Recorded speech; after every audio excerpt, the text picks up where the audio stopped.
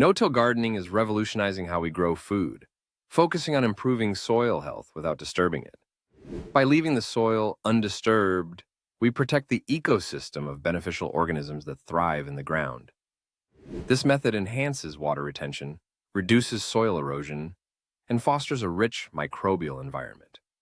To start, layer organic materials such as compost, mulch, and straw on top of the soil. This not only provides nutrients but also improves soil structure over time as it breaks down. As you plant, use a digging fork to create holes for your seeds or seedlings, preserving the integrity of the surrounding soil.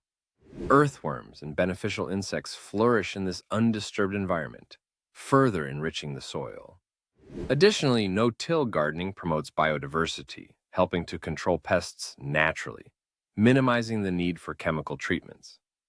You can also manage weeds by simply covering the ground with organic matter. Keep in mind, patience is key.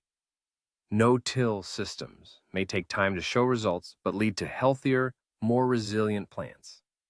Embrace no-till gardening for a sustainable approach to growing and nurturing your garden while protecting the planet.